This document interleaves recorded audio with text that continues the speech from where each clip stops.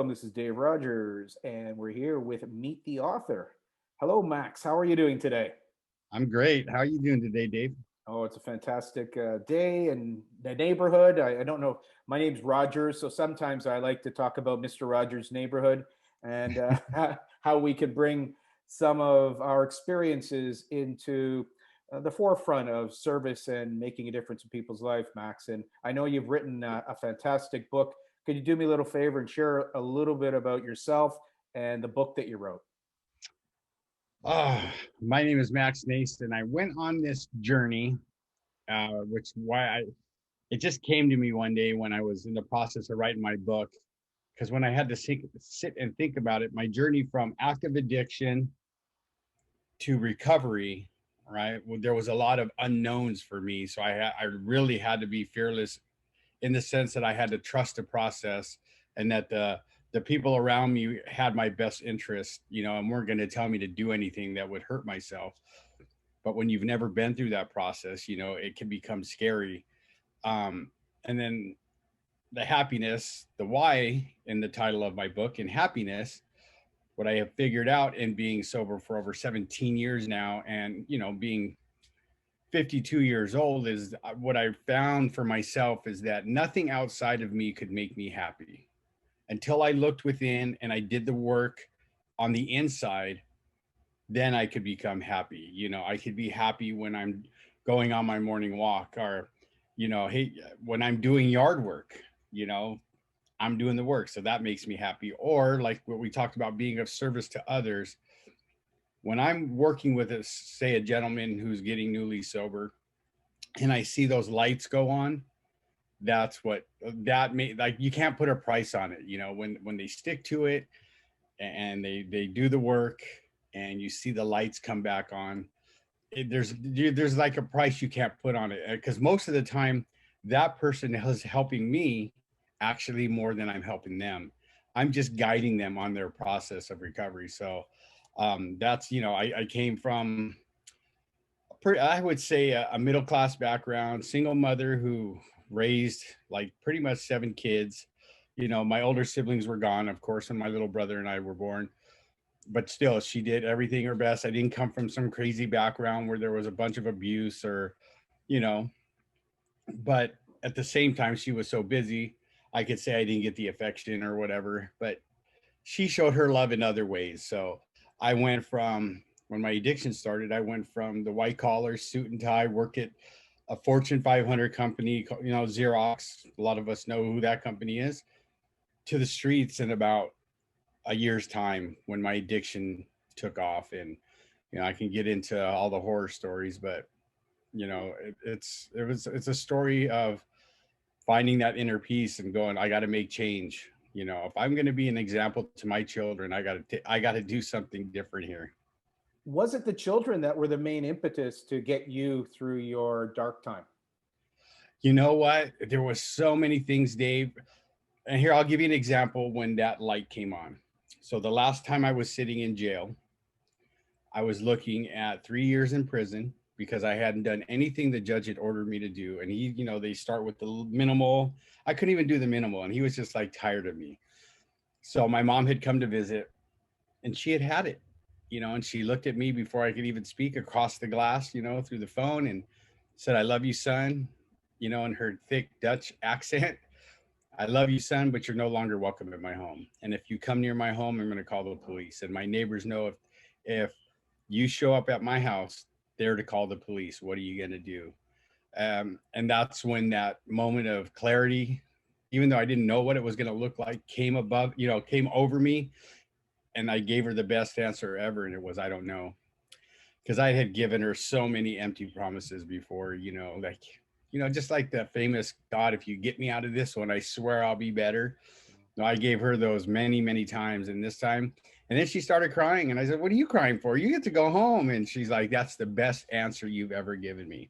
And little did I know it would lead to where I'm at today. It would lead to a book. It would lead me back to getting my kids back in my life, to being able to be a father now for 17 years. Because there was a 9-year period where I didn't see my kids because my addiction was more important.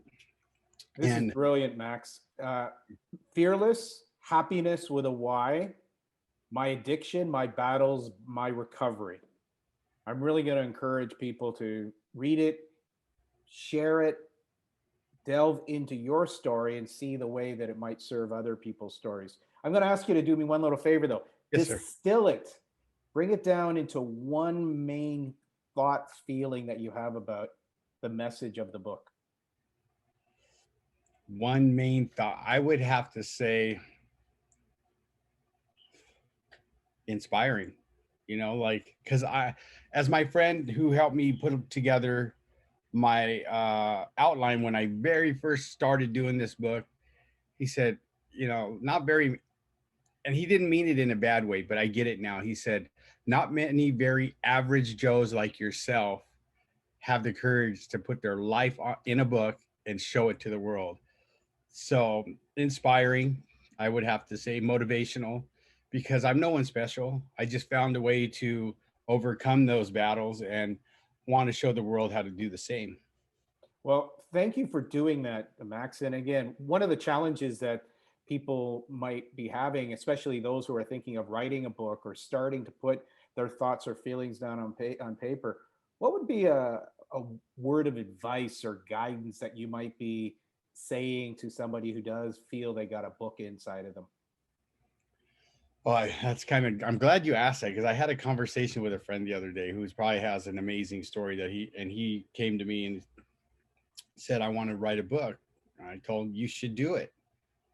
I said, I said, get rid of this fear about our expectations. Like, I knew when I wrote that book, I didn't write it because I wanted to become, a Pulitzer Prize winning author, a best-selling author. I wrote it actually because it was a healing process for me at that time.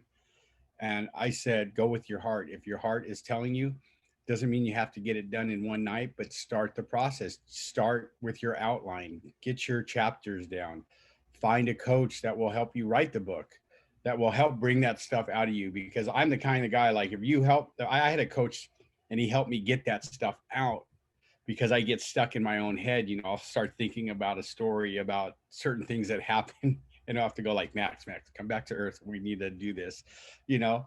So I told him, I said, just don't be afraid. Well, Do it. Max, it's great advice. And again, just get it down on paper, start doing it. In fact, for some people, go off tangents, just write, and then we can put it together and cut and paste it and bring it together.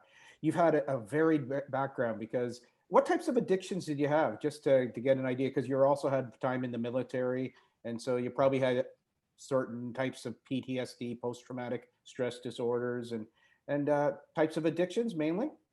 Yeah, mine were alcohol and methamphetamine. So like I picked the worst of the worst. Well, today with the fentanyl, the heroin, back then, but not so much PTSD because of my military, because I actually got out, I think it was a year or so or months before we actually went to the Gulf War.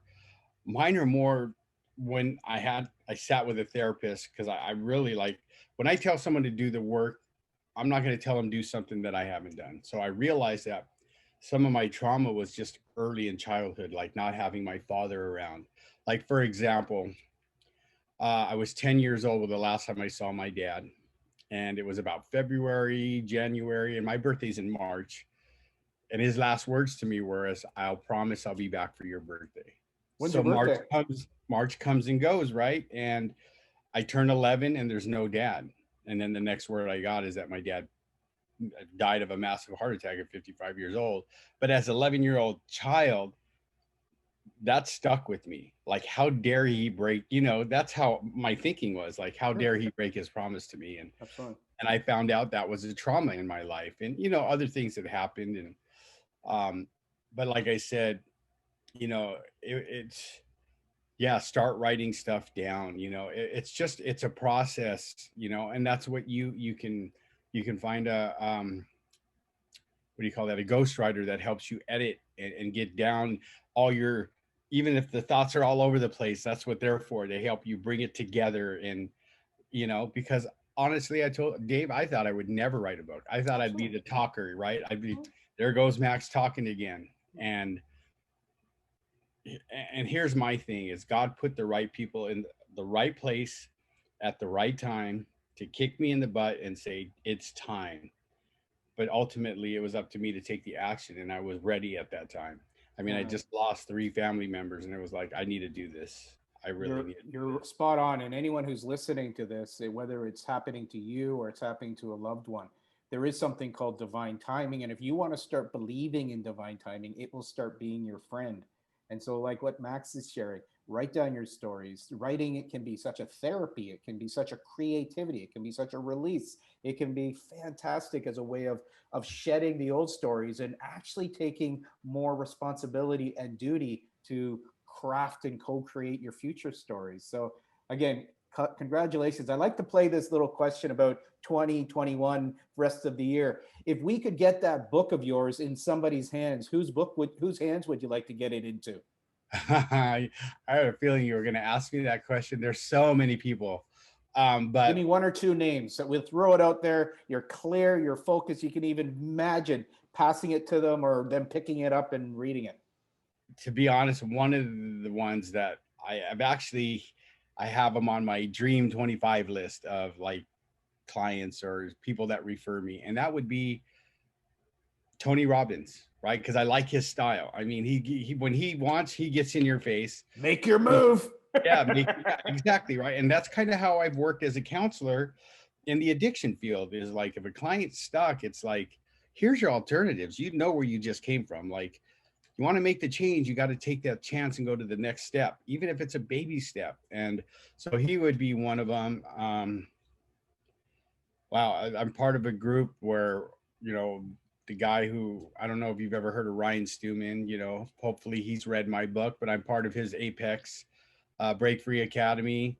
Um, there's a couple people who, I mean, like if Mother Teresa was still alive, I would just love for her to read my book. You know what I Well, mean? what you do there, you actually read a little chapter and you send it to Mother Teresa. And Yeah, that that's type of blessing, that's one of the things, even assisting people through trauma and different types of therapy, is you can close your eyes and send that blessing. I'm doing right now, I'm saying, okay, if we can get it into Tony or Jared's or Eric's hands, we'll get your book there. And maybe Tony will have a chance to sign it. And it'd be a great exchange that possibly could unfold in 2021, perhaps 2022. So that's the type of thing that I enjoy sharing. And as you can see, our vibration goes up, a little bit of excitement and joy. So it's yeah. something we do control. So well done. Thank you for sharing that. Uh, let's go with this idea again. I'm going to put your comments down in the comment section, ways to connect with you, the websites. What are one or two ways people can get a hard copy or a copy of your book? They can go to Amazon. It is on Amazon, has been for a little over a year now. So you can catch it on Amazon.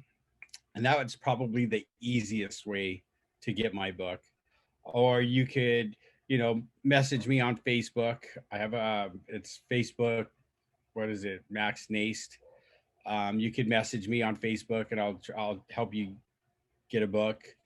You could actually, and I have a website, but I have two. There's one, the fearlesshappyness.com is all about the book. You could get the audio version, you could get the PDF version, or I think a link is set up to help you get to Amazon and get the book through there. And I'm going to just say it to folks that if you are interested in writing and poetry or expression, I have a feeling Max would be a great person to reach out to. And again, we're inviting you folks. Listen, both of us have walked that path and we're willing to help and support. So that's the choice that you have right now. Who is ever watching this, or if you got somebody who's been thinking about it, share this video and encourage your beloveds to get out there and start really re-engineering, redesigning their life. So with that, Max, I'm going to say, what in the last year has been your biggest learning? Oh, wow. I have learned so much because, like I said, I just shared about the 3 members I lost of my family, which was my sister, then my brother, then my mother. Now going over a year now, I lost my granddaughter at 3 months and a day old, and then my son almost passed of a massive stroke at 30 years old. So, God, the biggest lesson I have learned is to, I'm just gonna tell you what I learned from a very, very good friend of mine, is to lean into the suck. And if you see any of my Facebook, there's a Facebook post that my wife made me a beanie that says "Embrace the suck." And I've realized that I've done that for over 17 years now, whether it was in my addiction, whether it was getting sober and learning how to live life sober and get back into, a productive member of society, or with those deaths of my family. And realizing that when I'm leaning in, right, I will get through to the other side. It may be the most uncomfortable feeling that I have or what's going on around me, but I know that my higher power, which I like to call God, will get me through. And then usually there's a lesson that I have to learn, right? And if I'm open, even while I'm leaning into that suck and I don't like it, that I'll learn that lesson. And sometimes there's even a lesson within a lesson. And I think my biggest growth has come this year in not quitting. What I, working towards my goal is to ultimately have, to be have my own business. I've already started my podcast, and it's because I didn't quit. I leaned in at the times I had to lean in. Think, even when your mind goes, "Oh my God, everything's going to fall apart," and I found out it doesn't. I just kept the faith. I kept doing the things I was taught to do, and yeah, just knowing that this divine power, like you said, has my back. And if I always get in my head where I think he doesn't, I just look back on my recovery and go, he's had it for 17. Well, he's had it for 52 years. You know what I mean? Especially the last 17. So if he ain't going to drop me on my butt now, so just keep doing the work, and I've learned from some very amazing mentors and coaches that, I'm on the right path and this should be my year. I believe it is, Max, and I thank you so much. That's really wise. Embrace, lean into the suck. These are great tools that people can learn to master. One great name for you and I to maybe seed today and maybe do some work on is Joseph Campbell. And he really talks about going through those pits, the perils, and coming out the other side with a superpower. And it really sounds and feels like you've gone through and you're continuing to embrace the suck and embracing it for the lessons that truly can transform. So on behalf of everyone who has a chance to meet you, Max, thank you so much. My addictions, my battles, my recovery, Fearless Happyness with a Y. Fantastic. Right. I'm encouraging people to reach out, get a copy of Max's book, reach out and have a chat, explore some opportunities that can really make your life an amazing adventure. Thank you so much, Max. Thank you. Thank you. Have a great year ahead.